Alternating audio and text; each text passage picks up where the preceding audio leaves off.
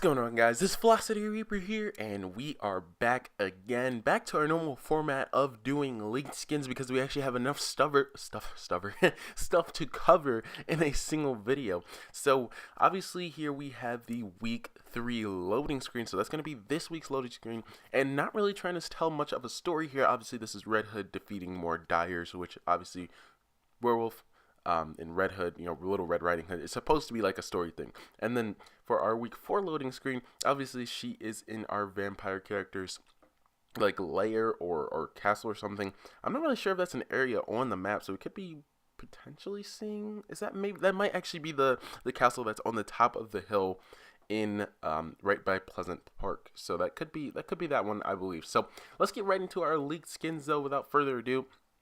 We have Hollowhead and Jack Gordon, which I think Jack Gordon looks hilarious. I think Hollowhead looks insane. Obviously, a lot of reskinning here because Hollowhead has not only Ragnarok's cape, but also has Raven's body style. And then Jack Gordon is actually like an original model. So, funny enough, all of our leaks were correct. The video that we did earlier when I said Skull Trooper was found in the coding Skull Ranger, the female version. All of those are correct. Every single skin that we talked about there, except for Squashman, is here in this video. So our next skins that we have here are Plague and Scourge. Again, these are supposed to be based off of like old plague doctors that used to like take care of sick people and stuff like that. It was really creepy concept, and I think they look really cool. I don't know if these are unlockable styles, or are they supposed to be two separate skins? Because they look way too similar to me, personally, for them to be two separate skins. And I don't think that one of them is female, because you really can't tell which one would be female. I think it could be the one on the right-hand side, but that's not like a guaranteed thing, because the old plague doctors kind of look like both of these characters, I think, without the cape. Obviously, Plague does come with a cape, again, very similar to Ragnarok's cape, funny enough. So a lot of, like I said, retexturing, remodeling, and stuff like that. Our next two skins here are Bullseye and Skull Ranger, which we're going to go in-game and take a look at Skull Ranger because she's obviously, well, not obviously, if you guys didn't know, she's in the shop right now. And Skull Ranger, Skull Trooper, and including Skull Trooper and Skull Ranger's pickaxe is now in the shop, not Scythe. So Scythe is going to be set up for something else, I'm assuming. I'm hoping that they release a Reaper skin. That would be amazing, and I will rock it forever and ever, but we'll see about that. We'll see. So, and then we also have Bullseye, which is a pretty standard skin. Bullseye is not that exciting. And then we have our gliders and back blings. So we have Lamplight, which is pretty standard glider, nothing too special there. And then we have Arcanym, which is probably going to go with the Plague Doctors, for sure. Carver, which I thought that the Carver that they had in the game for the Scarecrows was going to be the Carver for, that was found in the coding. Funny enough, Carver is another pickaxe, so I don't know why they would name two of them the same, but that's fine, perfectly fine. Then we have Skull Sickle, which again, we're going to look at that in-game and give you guys the sound of it if you guys are curious about that. We have the Dismal Cape, which again, reskin of Ragnarok's cape kind of, and then we have Herald's Wand, which I'm assuming is going to go again with the Plague Doctors. And then we have our emotes here, so look at this, pretty self-explanatory. Sprinkler is actually very self-explanatory as well. Headbang, self-explanatory. The only one that we can question here is the Electro Swing, which is probably going to be some variant of Electro Shuffle, but more so in a different style with a cool music track behind it as well. So I'm sure it's going to be cool overall.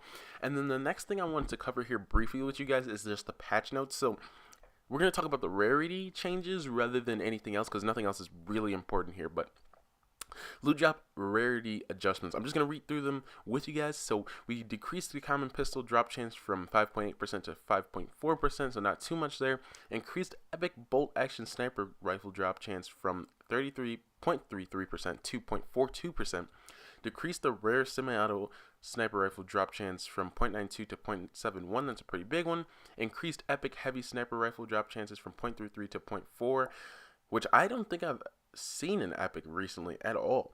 Increased legendary heavy sniper rifle drop chances from 0.07 to 0.13. Decreased rare grenade launcher drop chance from 1.45 to 0.99. Increased epic rocket launcher drop chance from 0.59 to 0.66. Increased legendary rocket launcher drop chance from 0.08 to 0.21, and then increased epic guided missile drop chance from 0.11 to 0.2. And then increased legendary guided missile drop from 0.03 to 0.05. I think I said legendary for the last one. It's supposed to be epic, but Anyways, guys, that's gonna cover that. So we're gonna go straight into the other stuff that we have here. Alright guys, so we are here in game just to take a quick look at Skull Trooper now that he is officially back. And as you guys can see in the shop, yes, he is. Now he's 1500 V-Bucks, which I'm gonna pick him up not right now in this video, but we'll probably get a gameplay with Skull Ranger tonight because Skull Trooper has been in the game for a while. I think I'm gonna pick up only Skull Ranger. I don't know how you guys feel about that, but I'm not really interested in Skull Trooper as much. However, if I do decide to pick it up, I'll obviously do a video about it. So then the last thing that they have here is the Skull Sickle, which sounds, it's decent pickaxe. Looks pretty cool, very, very bright, but unfortunately, it doesn't show you the unlockable styles for Skull Trooper, but I can tell you what they are. So similar to Skull Ranger, Skull Trooper has a neon glow and then a purple glow. A purple glow can only be unlocked if you own the skin prior to today. So if you're an OG and you have the skin since last time it came out, then you have a purple glow and a neon glow available to you today. When you purchase, well, actually today, yeah. You don't need to purchase the skin because you already own it. And then if you have Skull Ranger, you I think you still get the purple maybe, and you also get the neon. But for Skull Trooper, since it was kind of like an OG skin, then you can have that purple style, and you're the only one who's going to be able to have it. So that's their way of distinguishing between the OGs and the new people who purchased it, which is fine with me. I think that's perfectly fine, and I think that's a good move. The next thing that I want to just take a look at here briefly is the new Disco Domination mode, which I can read through you guys some of the changes in this mode. So 2 teams of 50, respawning will be turned on until the third last storm circle. 5 dance floors will appear on the map whenever the storm is not moving. Emoting on a dance floor when no enemies are present will raise a disco ball in the center of the floor and capture it for your team. So again, capture a flag. Once a floor is captured, it will begin filling the team's dance bar on the HUD until either an enemy stands on it or the current storm timer ends and the storm begins to move. The first team to fill their dance bar to 100% will win the match.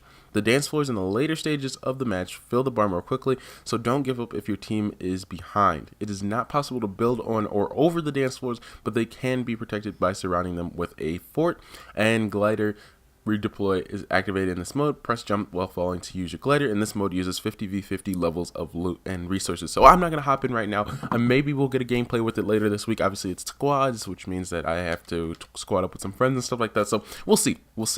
Okay. Alright, so I just want to cover that briefly, and I hope you guys enjoyed. Make sure to leave a like, sub, share around, and I'll catch you guys in the next one. Peace.